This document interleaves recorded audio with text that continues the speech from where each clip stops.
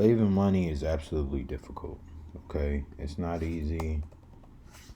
It's not it's not necessarily joyful by itself because saving money is all about sacrificing and remaining disciplined in times where it's difficult or times when you don't want to. So I look at saving money as like a chore. But if you make it far enough with saving money, you do reap the benefits. So it's kind of like going to the gym, even on days when you don't want to go. But if you just keep going on all those days when you don't want to go, and by the time you take your shirt off or go to the beach or whatever it is, and you're able to show off everything you've been working for, it's like a sigh of relief. Like, man, this is why I've worked so hard so that I can get to this point. It's the same thing with saving money. But saving money is hard when you don't have a plan and when you don't know how to look at your financial situation with a bird's eye view and then realize where you want to get from there. So I made a small list of how we need to get to where we need to be financially by saving a lot of money. All right, so step one is evaluate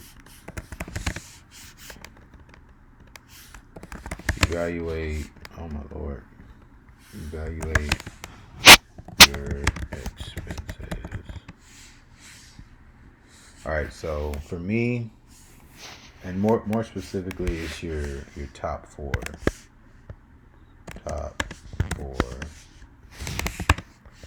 biggest expenses. All right, so for me personally, my first biggest expense is housing. Okay, my second biggest expense is my car.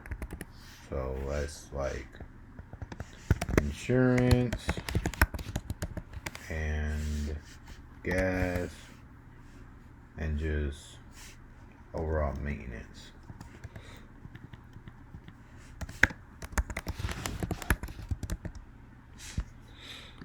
Insurance, gas, maintenance. Okay, those are my biggest three when it comes to a car. All right, my third biggest one is food. I think a lot of people.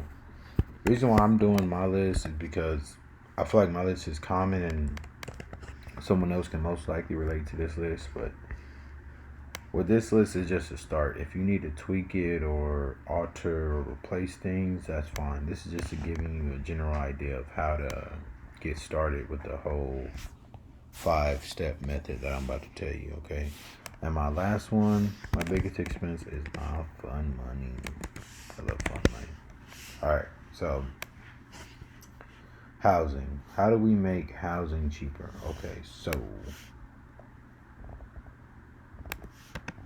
there's house hacking.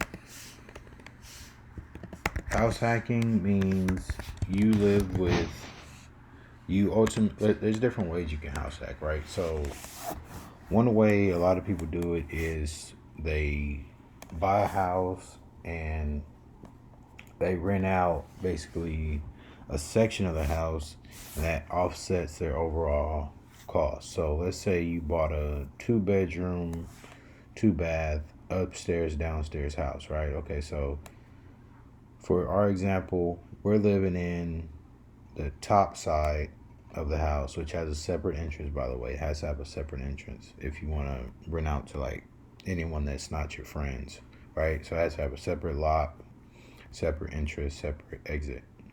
So you live in the upstairs part of the house. Your renters live in the on the bottom floor. Your mortgage for this example is $1,200 a month. Okay, you charge them for the 2-bedroom downstairs anywhere from $800 to $1,200 for their rent. Okay, that offsets 80 to 100% of your whole, or what is that? That offsets like 90 to, well, no, whatever the percent is. It offsets most of your housing costs. Okay, so if you charge them $800 we're gonna do the example for $1,000 to be simpler. Okay, so if the house is $1,000 in mortgage a month, and you charging them $800 to $1,000 for their section of the 2 bedroom, 1 bath, that leaves you paying only 20 to 0%, anywhere from 0 to 20%, based on whether you charge them 800 and then you pay 200, or you charge them the whole 1,200 for the 2 bedrooms. Now, obviously, with this method and with this specific example, you have to be charging them what the market is renting for, right? You can't just charge them something extreme just so that you can live for free. So if 2 bedrooms, 1 baths in your area that are similar are going for 600 or 500, then you have to charge them 6 or 500. You can't, try to make them pay more than the market of what it's worth just to offset your cost. So it has to be logical, right? Everything has to be logical and tactical. But this is one way you could do it, the house hacking idea. Another way you could do it is the simple way. Most people do it. Just split. You can split expenses with spouse or friend. Meaning you can, you and your girlfriend or your boyfriend live together. Tell them, hey, I'll pay half the rent, you pay the other half, or you take care of the bills, I'll pay the rent, whatever the situation is, right? You just need a way to offset that cost. So it doesn't really matter how you do it specifically, as long as you're doing it. All right. So that's, for me, this one is probably the most helpful to most people, the housing, because housing is most people's biggest expense every month. All right. So let's move on to the next one though. The car. So as far as the car is concerned, this is going to depend a lot, because this is going to differ a lot because a lot of people live different distances from their source of income, right? So if you live at home, I would tell you, if you can avoid owning a car, avoid owning a car, man. If you work from home and you don't necessarily need a car, you could get around on public transportation when you need to. I would say do that if you can, if it's not too much of a hassle for you, okay? This is if you live at home. Now, if you live at home, this is if you work at home. If you work at home, and even though you work at home, you like having access to a car just because you live somewhere where, public transportation isn't as convenient, and it's just a lot more convenient to just have your own car, then own your own car. But what I would say do is, if you can, you might not necessarily need a car. Maybe you could get away with just having a bicycle. I know it sounds extreme to some people, but man, if you really want to save a lot of money, these are the sacrifices that you got to make early on that you're going to end up reaping the benefits from later on. So if you can afford to own a bike instead of a car, or you can afford to, you know, own maybe a small motorcycle, or maybe just you only need to drive your car for a certain amount of time during the year, and then the rest of the year, you can get away with not having a car. Let your insurance company know, like, hey, I'm gonna be out of town, or I won't be using my car for the next 5 months, whatever it is. So there's a few different ways you can do the car thing, right? There's the bike, there's the only drive for part of the year. There's the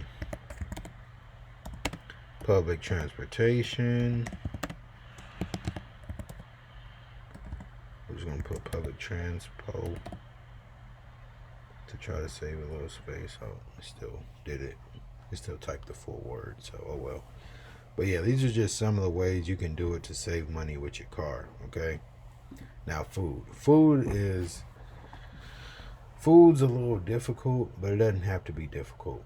The way we make food less complicated and increase our ability to save money on food is by creating a diet. Create a diet, man. Create a diet with leniency. Create a diet with leniency. Okay, what does that mean? All right, that means that, let's say Monday through Friday, because we want a high protein diet or a low fat diet, whatever. Let's just say we want a diet that's rich in salads. We want to be eating a lot of salad. Okay. For me personally, I can buy salad for the whole week for less than $30 easily with no problem. And that's including toppings, dressing, all the lettuce I need. That's no problem. That's for one grown adult male. Okay, so if you can set up something like that where you have a strict thing that you eat, and it can switch up, right? It doesn't have to be a diet every day. I don't want you to get burnt out. But let's just say you do a diet for 2 days during the week, and then you do, I don't know, a chicken parmesan twice during the week as well, or something different during the week. Whatever it is. Once you create your diet with leniency, meaning you have options here and there, so you're not getting burnt out of eating the same thing every day, stick to it. This is going to help you save a lot of money, because the guy that doesn't know what to eat every night for dinner, and he's most likely grabbing takeout 2 to 3 times a week, that adds up, man. It adds up real fast, and it cuts into your profit, and it cuts into your savings ability when you're constantly having to pay for every time you eat. I can eat a lot as a human. I can eat a lot, I'm not gonna lie, but I don't eat a lot because I do have a diet, but I'm capable of eating a lot if I wanted to. So create that diet with leniency, and that'll help you save a lot of money.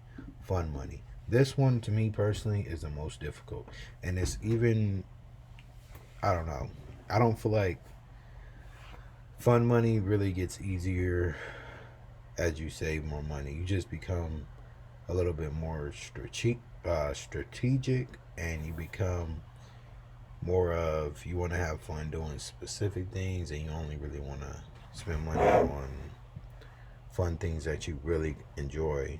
Okay, so with fun money, I would say set a budget for your days off. So whether you work Monday through Friday, or you work Wednesday through, I don't know, Sunday, whatever your days are that you're working, it's easier to save money when you're at work, because that takes up a big part of your day. So by the time you're done with work, you don't have the energy you have on a day off, where you have a full day of doing absolutely nothing and all you want to do is have fun. You know what I mean? So fun money, it's hard for me to say from person to person, because everyone has different hobbies, different things that they're into. I would just say set a budget for your days that you're not at work, because that's going to be the most effective way to save money. And if you can set that budget, you need to stick to that budget and really figure out what you truly enjoy. And if you figure out ways to do things that you truly enjoy for less money and more often, that's going to be able to give you the most freedom with your fun money, because ultimately you're still getting the same amount of fun. You're really getting more fun with less money. So then you're never really feeling the urge to spend extra money on fun, unless it's something that you really want to do to add on to your already fun life. So saving money, like I said, it's not easy. It's a discipline, it's a skill, it's something that you got to constantly be working on. But these are some of the steps that I feel will help you out with saving money. And if you enjoyed this video and you watched it to this far, first of all, I appreciate you for watching it this far. Secondly, if you enjoyed it, please like, comment, and subscribe. I appreciate you. Once again, take it easy.